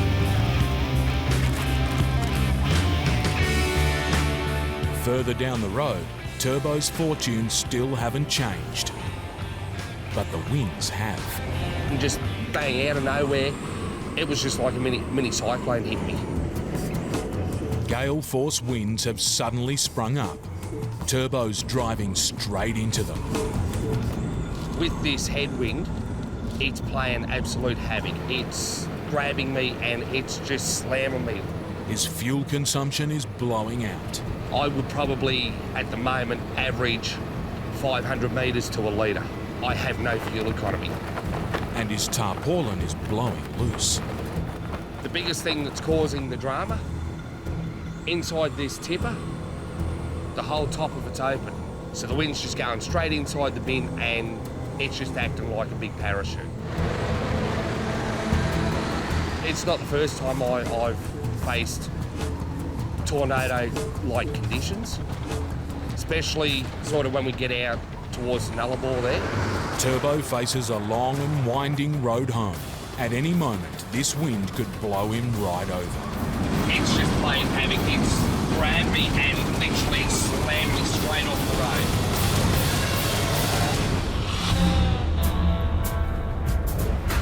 road. In Cape York, it's another day, another Dennis. Fresh start in the morning, you've got a different attitude. It was a pretty hard day yesterday. It's not so much work, it's the heat that gets you in the end. Once again, it's a scorcher.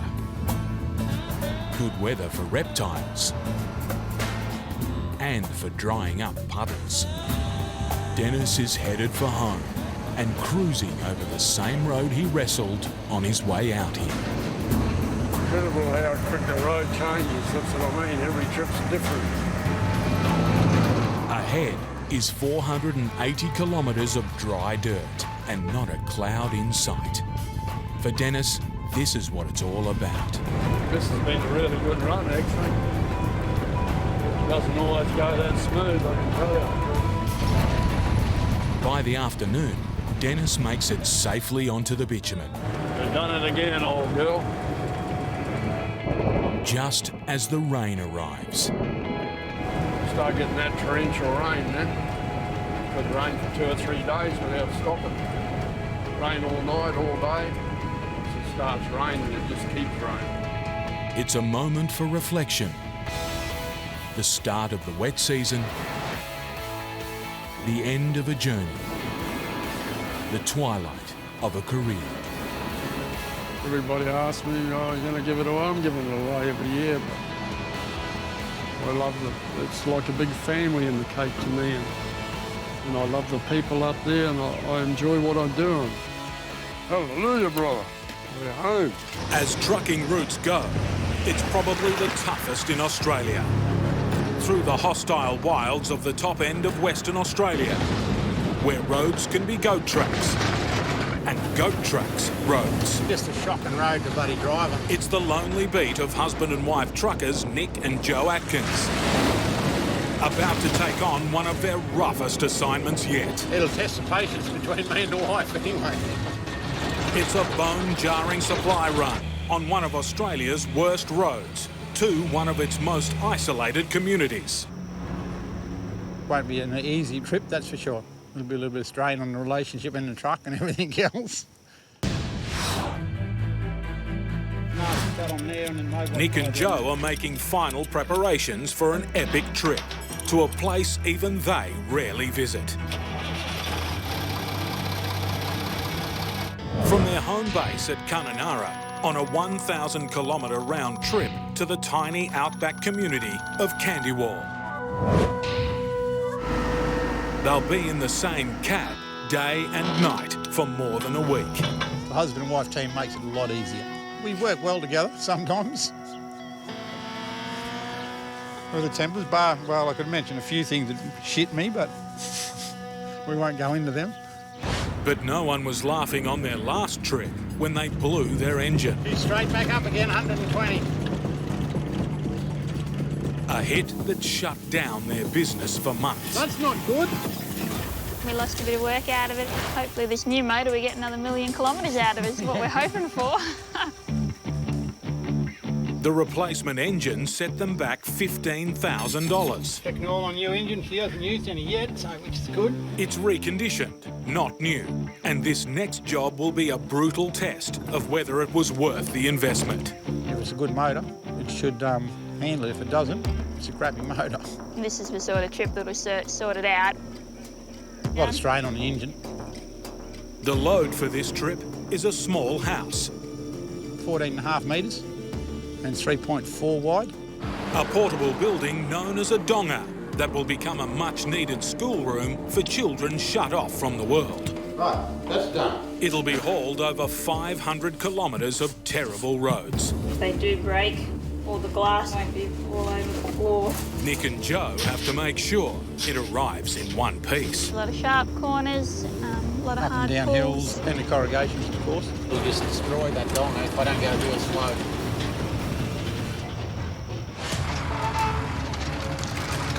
In Brisbane, foreman Shane Burgess and his crew have another house to move. And them rods, make sure there's none of them sticking up. We'll be paying for a $600 tyre. In a hurry. Get them over here. With yet another tight deadline looming. Always a challenge. They have to have the suburban home ready for the road before sundown. Ahead of a midnight run, taking the building in two parts, 250 kilometres west of Brisbane, to a property near Warwick. It's a tough load. A $70,000 house that mustn't be damaged. Back around. It sits on a cramped sloping site. Overhanging wires add to the difficulty. Watch them wires. But it's the easy part. Yeah, it's got all concrete retaining walls, so they've got to be all pulled out and taken away to give us a bit more room. Once on the road, they'll have to deal with this. A notorious mountain pass. Steep, winding, a tough climb in daylight. They'll be doing it in the dark. All right, whoop. If they get through, there's a long and muddy farm track to tackle. Before they get to the house's new resting place, an isolated cattle farm owned by Richard and Monica White. So we've been living in a demountable for a year and a half, which is, it's okay, but our house is going to be so much better. Rustic. Rustic? Could be more comfortable. They shopped around for a classic Queenslander house that wouldn't look out of place next to the other farm buildings. We didn't want to build a modern contemporary house and put it next to old shearing sheds and on an older farm. But an ageing wooden home can be full of surprises. Chase it. Things you only discover when you start moving it.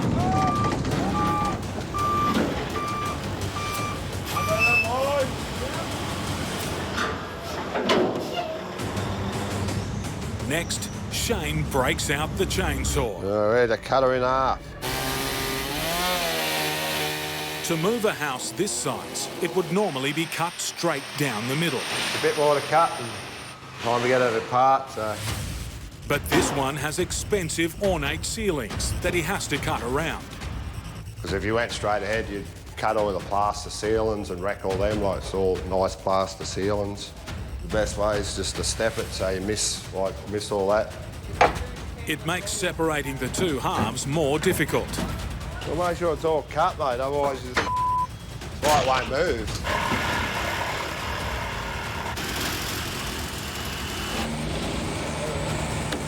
Things are starting to move, but there are signs of trouble. It should be coming apart easily, but something won't give. They're using as much force as they dare. Use too much, and it could be a big mistake.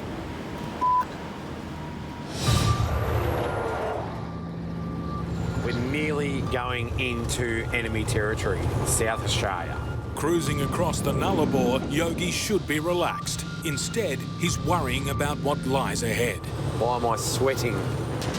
He's expecting a showdown with transport police when he crosses into South Australia. Enemy territory.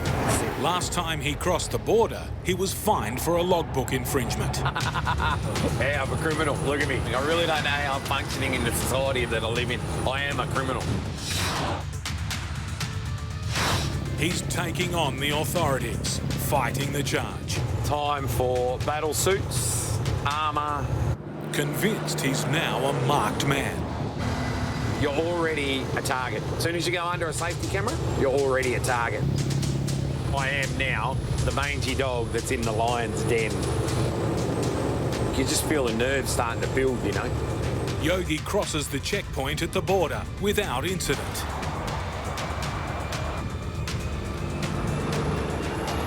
Then makes a pit stop. One he immediately regrets. He's going to come in and have a chat. It's what Yogi was dreading from the moment he left home. Time for some fast talking. Yeah, my last work diary infringement was 15 years ago. They're officers from the National Heavy Vehicle Regulator. When they come over, you're sort of thinking, oh, yeah. Oh, there you go, mate. Yeah, go on, if you want to do it. Yeah. No, we're trucking along. Like, no connection to the South Australian Police Unit, who booked Yogi for his driving hours infringement. Oh, so I've got a black mark against my name now, which just gives me no confidence in South Australia. A different force, but they could still make life difficult. It's a time discrepancy, you know, and I was on Vic time as well, and he was pulling me up on SA time, but after a few nervous minutes, it seems they really did just come over to say hello. They are a bit frustrating to deal with. Perhaps now they're wishing they hadn't. I was in the right fatigue hours and we're all that type of stuff. It wasn't 1 o'clock in the morning, you know, at 7:30 in the morning. I was standing there in shorts and thongs and thinking, oh yeah, look, it's going to be a great day, we're going west. It turned out to be a pretty bad day. He goes to me, Glenn, you are clearly in the wrong. And I was thinking a rap over the knuckles. If it was minutes infringements, I was thinking a rap over the knuckles. So it's the worst fine you can possibly get. You've not only poked the line, you've gone into his cage, tipped his water bowl upside down and run away with his food. Right, have a good Chrissy. Yeah, no worries, good on you. We'll see you again. Yeah.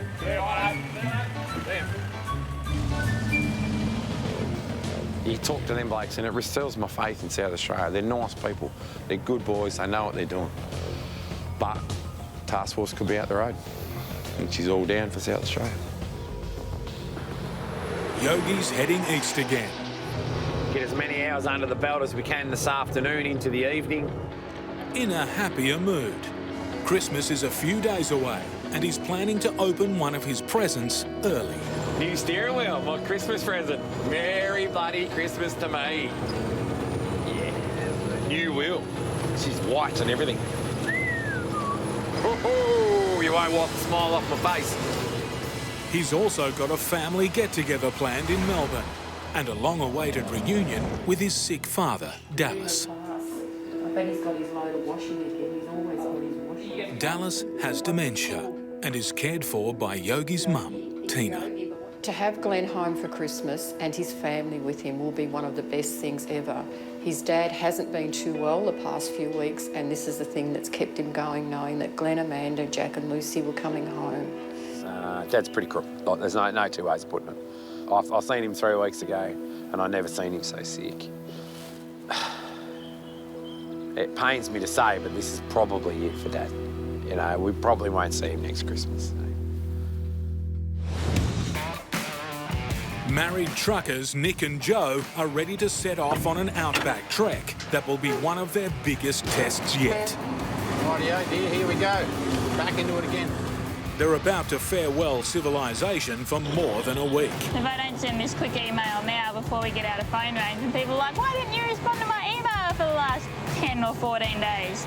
Nick's worry is that hauling a building this size might be too much for the new engine. It's proved itself, but you know, I'm still a little bit hope she does it. It can't be any worse than last time anyway, put it that way.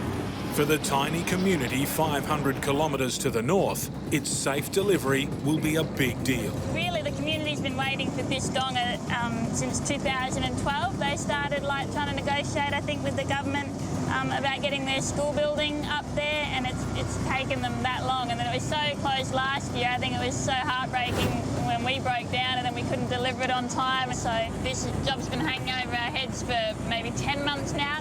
So the community's been waiting for years to finally get this project happening, and it'll be a relief to get it there, and I'll just be so happy to see it all set up and done for them. The road in there is pretty bloody horrid, actually, always is. But it's just, yeah, narrow, gutted bloody thing. One car track, basically. You're pushing to get 2 cars past on it. Bloody, here comes the dirt. Here's where it all starts, just getting the dirt the rest of the way. This is the last moment that we'll be going this fast for the next, like, 10 days or something, so... Enjoy that nice, smooth, no rattling, no nothing, because we're going to get it in a minute.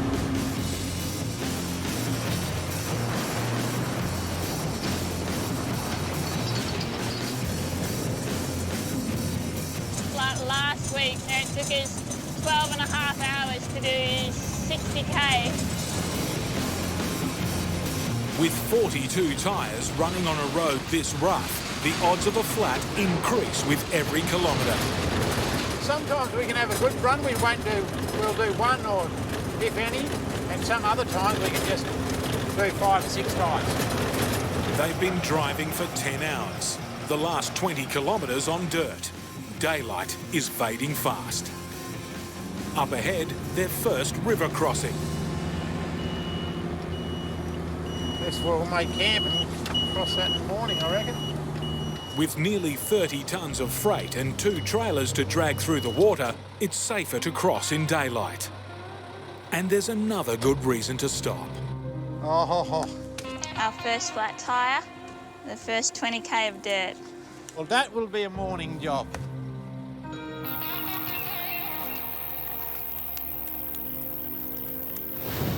Shane Burgess has a problem. He's cut the house in half, but the 2 pieces won't separate. That was f***ing hard, mate, eh? Yeah, all them boards are popped. They're all loose.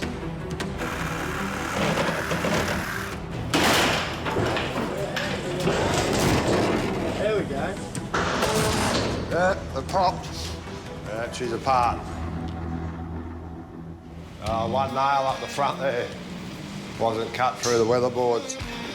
One little nail. That's all it takes. Midnight, and it's time for the main event. Time for Shane's boss, Robbie Mackay, to take the reins. Yeah, sweet. Can I get one of you boys to shoot down and run them regos and them cars? Robbie owns the company and calls all the shots for the big move. Shoot us out to Old Cleveland Road, turn right on Old Cleveland Road. All right, we'll start pulling these out. Yeah, so yeah, we go right. Okay. We haven't even left the block yet. The team have 7 hours to cart 2 halves of a 20-tonne house, each more than 8 metres wide, 250 kilometres to a cattle farm west of Brisbane. The first part of the trip will be touch and go. Nice and steady. Carrying a wide load right on the size limit. You have to start coming to you. Through narrow suburban streets. Missing overhead power and phone lines. Watch them, mate. Always watch them as you're going under. Dodging parked cars and trees. With the cars, we'll get the coppers as soon as they're finished doing what they're doing. We'll send them down there to wake some people up to get the cars moved, so they're all notified. But not everyone listens. They're under pressure of a strict deadline. Yep, nice and steady. If they take any longer than their wide load permits allow, they lose their police escort and could be stranded roadside for days. The worst part of tonight's journey is obviously coming out of the CBD here. Watch them that they get stuck on that back route. These roads were made for cars, not houses.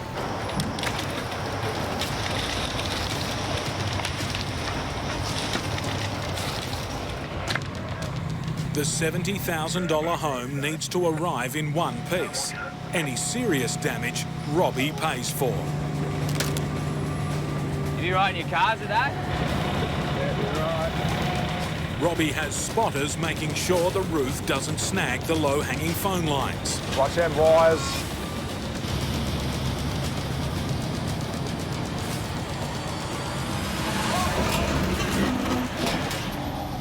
What was that? On the passenger side, mate, halfway up the house.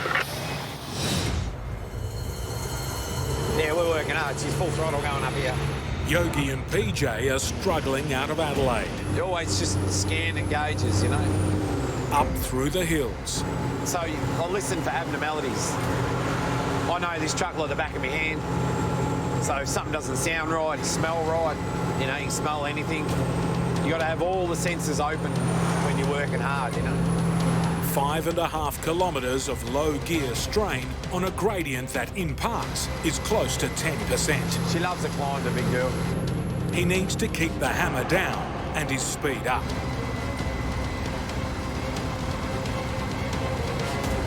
Good girl. Yogi's pushing to get home to Victoria for a family Christmas. Any family time that I can get is precious. A reunion with his sick dad, who inspired him to go trucking. Dad was a massive teacher and a massive role model for me. I spent every minute of the day with him whenever I could, you know, and I'll probably give him the shits over the years and just being in the truck and asking a million questions, but he was a good dad to us, you know, and I appreciated every minute of the day I spent with him, you know.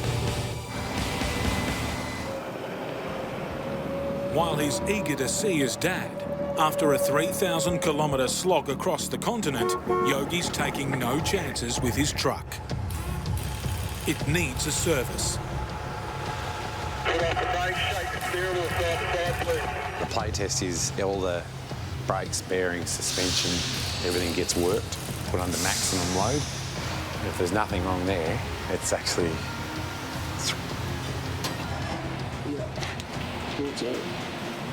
Turn spring work. He's got a serious problem. Too late. I need another set of linings on it. Yeah, right. Yep. Yeah, the spring which holds the pads in, I think, is broken. Until it's fixed, Yogi's Christmas plans are on hold. Here we go again. In the tropical northwest, Nick and Joe have fixed their flat and are ready to take on a risky river crossing.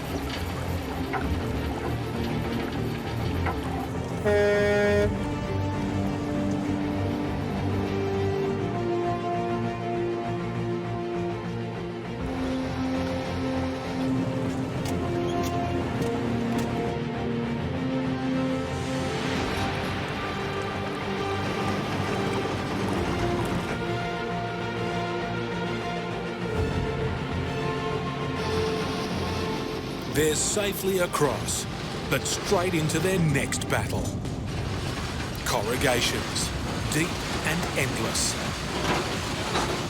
The classroom they're dragging weighs 6.5 tonnes. But it's being bounced around like it's made of cardboard. Just trying to make sure it doesn't rattle around too much and do too much damage to it.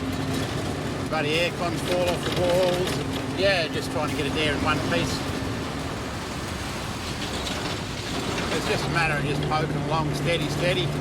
They've only travelled 200 kilometres, but already parts are being worked loose. Dash it! Time for Joe to show Nick what she's made of. Joe's good, she gets stuck into it and just broke her in so she knows what she's got to do now. Wind legs down, change tyres, jack it up, get nuts undone. Just got to teach her to drive it now and then I won't have to do it. Yeah, do what you can to help out. We work pretty good as a team, you know, and if I can't do something, then Nick will swap and I'll do the other thing, or sometimes I'll be like, no, I don't think I can do that, and he'll be like, well, you have to do it, just suck it up. She does a bloody good job, really. Not too many other women that do it anyway, I would think. Or put up with me crap. We might have words at each other, but it doesn't last very long. Our disagreements never have. You know, because we live and work together 24/7, you just get over it. Right, got it. Next, check if the building's been damaged. Travelling real well. It's been better than we could have hoped, I think, so far. Don't jinx us, dear. Yeah. We ain't there yet, we're not even halfway. Joe has spoken too soon. That's diesel leaking from under the truck. I'm pretty sure it's leaking around one of them welds. It's the pounding on the road. It's the constant movement on the corrugation. 500 litres of fuel, you know, smashing back and forwards into each end of the tank. Something's got to give. Fuel stations don't exist out here. They'll just have to push on and hope the leak doesn't get any heavier. Right out while I'm sitting here, it's leaking fuel, so I suppose I better keep moseying on. As long as it don't get any worse than that, it'll be good. When it's gushing out, that's when I'll start to worry. Just one more thing, really, for us that's been wrecked by the corrugations.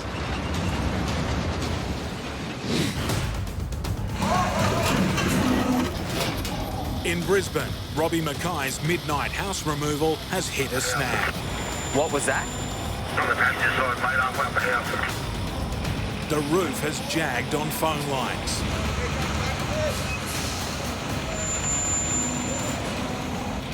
Watch out, boys! Wait. Bring them down, and Robbie will have to pay. Back or forward? Is that steering straight, Corey? This could be the biggest phone bill of Robbie's life. Right, that Corey!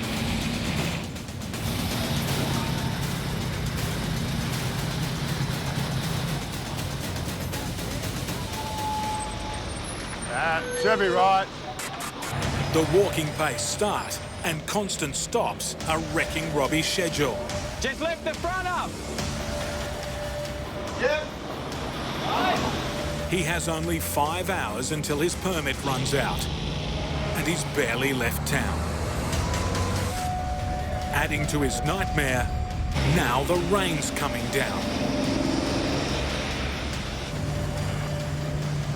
At this pace, he won't make it to the farm he's delivering to. We straight on it? Yeah, we keep following Cavendish down the creek. His police escort will pull him over, leaving his expensive convoy parked on the side of the road. Yeah, well, my permits run out at 6 a.m. We'll push in to get there by 6 a.m. But we're already an hour behind, so now we're looking at 7 or 8. This took longer than I hoped. I thought it'd only take us like an hour and a half. He's sweating on no more delays. Then this. Hey, Ollie, just gonna stop. A support strut on the house has snapped. Yeah, I'll just get, before we turn on to Old Cleveland, we'll just pull up. It's yet another unscheduled stop. The team have to make an emergency repair. In the rain, in the middle of the road. The veranda, because the way we've cut it, there's no post under this corner, so we've had to brace it so it doesn't move. We just put an extra bracing on it. Some of the bracing got broken when we're going through them trees and up over ditches and that, just as it flexes. It's carpentry on the run.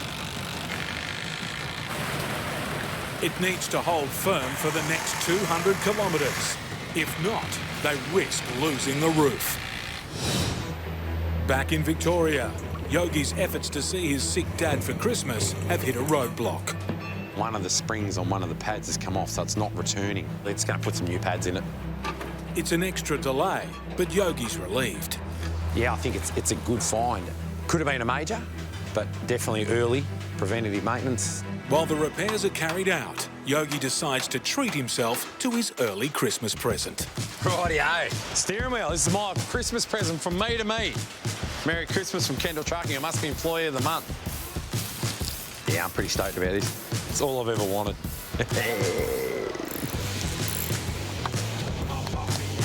All good? Yeah, check that out. Hey? Oh, look here. Just can't contain myself here. I'm a little bit excited about this. Today is a good day. And there's more good news. The repairs are done.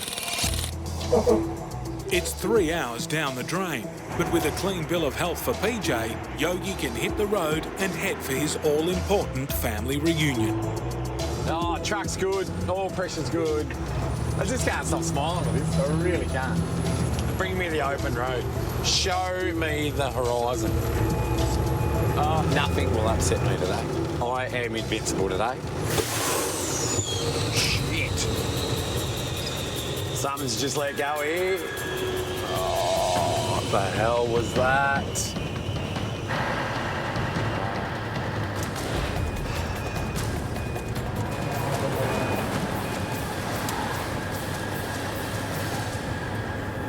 Let go with an almighty thud, I'll give you the tip. All right, better get out and have a look at that real quick. PJ's lost power, and it doesn't take long to discover why. Boom, she just blew that clamp clean off. Hey, she's broken. Anyway, we'll drop this down and get out of here. There's no point sitting around here. Stuck without a spare, he'll need to head back to the mechanic he left just minutes ago. Do you want me to come back in or sort of what? Or Yeah, no, sneak back in if you can. Yeah, right, all right. I'll see if I can turn around somewhere, eh? Turning a 19-metre-long truck 180 degrees on a narrow, busy highway is no easy feat. Nick and Joe's truck is leaking fuel on a track that's rattling every inch of the road train. But yeah, as for rough, they just shake the shit out of everything. Just vibration, I suppose. Just eventually something's got to give. Whether it's going to be the driver first or the truck, most of the time it's usually the truck. You get good bits and you get bloody real shitty bits like this bit. It makes bloody everything on the load start braking and moving and scrap braking. After the corrugation comes the water. Big, deep patches of black-soiled mud. Bog holes that make the engine pull harder and force the fuel tanks under.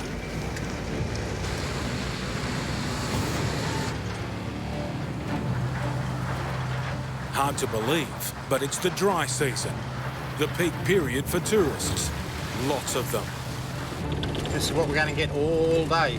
And that's the trouble with these bloody cars on this road. If they pull up, you can't bloody get around under these trees. These are not roads designed to share with a 34-metre road train carrying a 6.5-tonne building. Thank you. It's one vehicle after another. We're going to have a bloody dam here. There's another car on the other side coming across. Rush hour in the wilderness.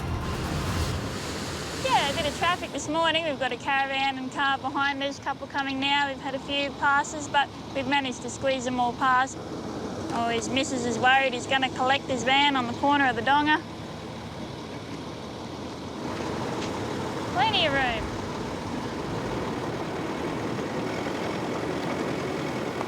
It's all a big adventure for him. The last of the tourists pass, but Nick is left with an even bigger problem. A sandy river crossing with overhanging branches at the other side. I think I should near on fit under that. Won't be much, but we'll soon bloody find out.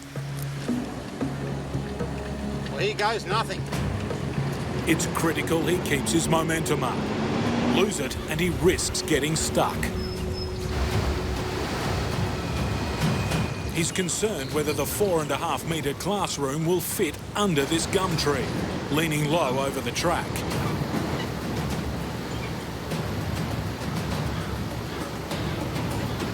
And halfway across the river, it's too late to change his mind. 4,000 kilometres away, on a highway out of Brisbane, Robbie's team is making emergency repairs.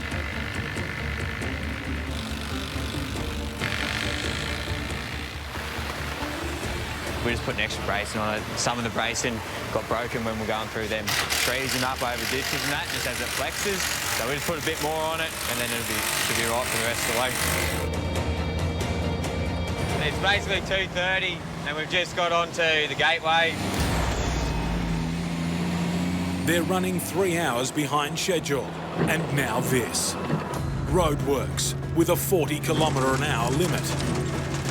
I was hoping because it was raining that they wouldn't be here, but no one's working, but they're all here. The house on the back is more than 8 metres wide. How much am I clearing that rail by? About 2 inches, mate. That's the front one. Robbie needs the whole road, not just a lane. Time to organise his own roadworks. I think I through the overpass, narrows, low barriers. There's my tarp, look, Shano. Probably flapping up about 3 foot. The tarps that we use to keep the water out. Line's flapping, so we've just got to re-secure it. The loose tarp needs to be strapped down quickly. The house has taken a battering. The tarp's just blowing up at the back, so we're just going to screw some timber, pull the tarp tight, tie it off, and then we'll screw some timber along the back of the tarp to stop it flapping. This wire is going to flap up and hit some power lines. So this journey is turning into a nightmare.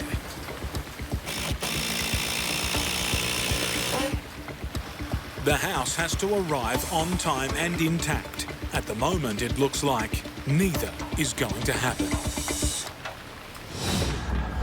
On the roadside in Victoria, Yogi's had a cruel setback as he tries to get to Melbourne for Christmas with his dad. A hose clamp has come off the truck's turbocharger. He'll have to limp back to the workshop he just left for more repairs. It's blowing off turbo pressure, but it's just losing momentum. It's got no go, it's got no pull. All it takes is a quick hose changeover and Yogi's back on the road and back in the festive spirit.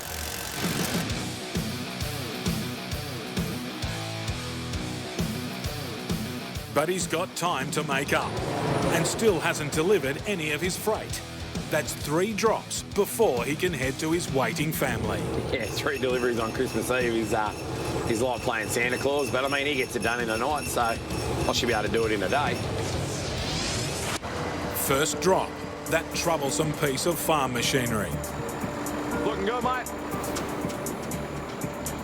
Good job. Next, the camper trailer. Right now, mate, keep coming back. Yep. Another happy customer. And last off, the vintage tractor. Yeah! The bloody trailer's empty. You know, there's nothing else we can do. There's nothing else I can do except deliver myself to a baked ham and some lovely family. In the streets of Melbourne, Yogi's nearly at his other home. Waiting for him to arrive, his children, Jack and Lucy, wife Amanda, and mum and dad.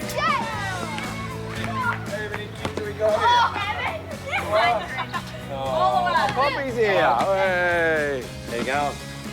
All right? Going good? Hello. Good to see you. Family are everything to you. They're the ones you walk away from. They're the ones you want to come back to. You know, family is everything.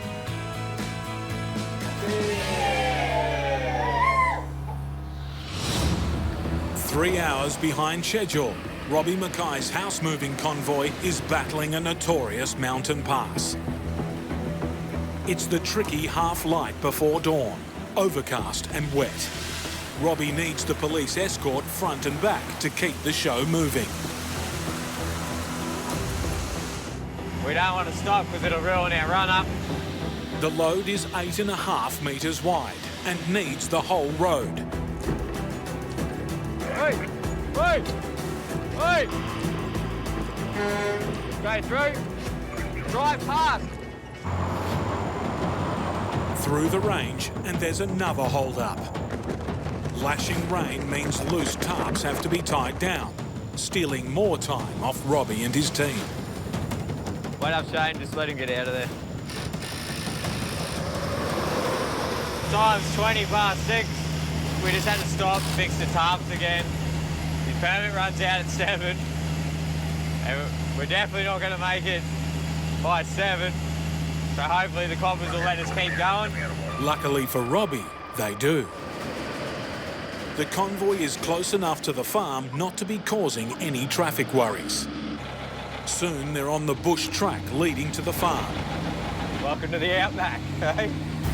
Good country for kangaroos, not for big trucks with 20 tonnes of house on the back. These trucks were made for the highway, not a skinny bush track. It's a squeeze below and above. And then there's the mud. With one hill to go, it comes to a sloppy standstill. Drop that trailer, put the push pull in. Anxious times for new owners Richard and Monica.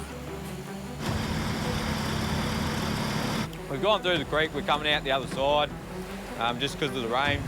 It's just so slippery. The spinning wheels are making the road worse. The only way out will be a tow. Yeah, if you've got a tractor here, we'll hook it on. It's not a huge tractor, but if Richard can provide enough pull, Robbie can use the truck's trailer hydraulics to push the load forward up the steep grade, through the slush. Truck more wheels! Hook the chain up, pull forward, drop that blade, And I just need you to literally hold us and I'll pull us with that push-pull. Do another one for safekeeping, mate. Don't stand near that chain. Push and pull. It's a long shot, but it's the only one they've got. Put your truck brakes on, which sucks your trailer forward. And then we do the opposite. Chock your trailer up, put your trailer brakes on, chock it up, push the truck forward. Do that over about 100 times and we'll be up the top. So close, I can feel it go. After a mighty struggle, they're out and moving. They've made it. Well, almost. Half a house is no use to anyone, and the road is now cut up. Destroyed the road, so the next one is gonna be even worse. They'll have to try and do it all again. Same as before.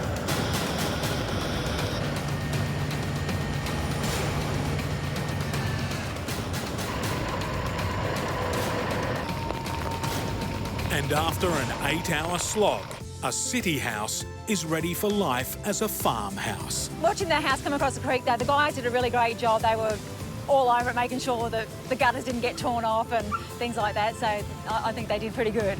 And Richard had to save the day with the tractor. I don't think I did a lot, but it was just that little bit enough to keep it going.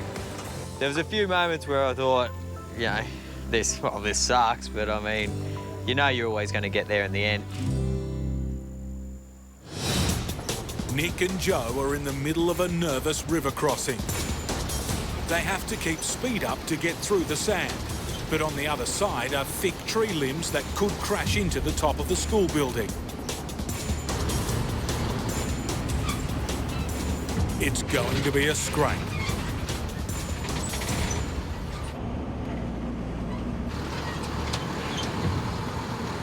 It was bloody tight through there. After the near miss, some worrying hits.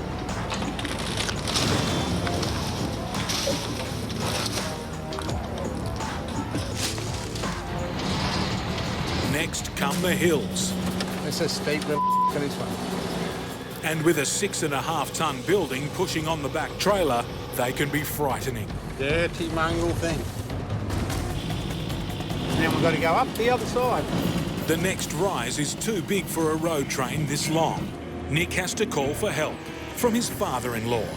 Yeah, I'm coming down behind you, Nick. I'm just starting to come down the hill now. Joe's dad owns the station they're driving through, as well as a 190-horsepower grader. Your dad's going to hook on the front. Yeah, too cool. He's a welcome sight. How's your travelling been? It'll save Nick and Joe 3 hours of breaking up the trailers and towing them up individually. The truck has a new engine, but it's a killer hill. This will be its toughest test yet. Rightio, John, thank you. Let's get up the top of this next jump up and stop any traffic from coming down. Otherwise, they'll get a heck of a shock when they come across the grader towing a road train up this big hill here. It's 300 metres of relentless climbing. An engine wrecker. It's not very often that you see a grader stiff barring a road train up a big dirt road in the middle of the Kimberley. Whoop, there goes a branch on the corner of the Donga. Trying to get around these bends, Nick, and onto the straight, or where? Righto, stopping now. That made easy work. It's the last help the new engine will get. From here on, Nick and Joe are on their own. Love ya. On this road we're going to Mitchell Plateau. It'll be the test of the engine because she's pretty hard pull through there and slow, so hopefully nothing go wrong. It'll also be a test for the building. It needs to arrive in one piece. Oh, nothing's moved. A little bit of dust in, not much. Still got 2 air cons at least. Good old cable tie to hold them on. Only 60 kilometres to go. But from here, the wilderness gets even tougher. And that fuel leak is growing. Progressively getting worse. Yeah, I just cracked around the baffle there and hope and pray that it doesn't get any worse. They're determined to carry on. A remote community's been waiting 5 years for this building. It's now or never.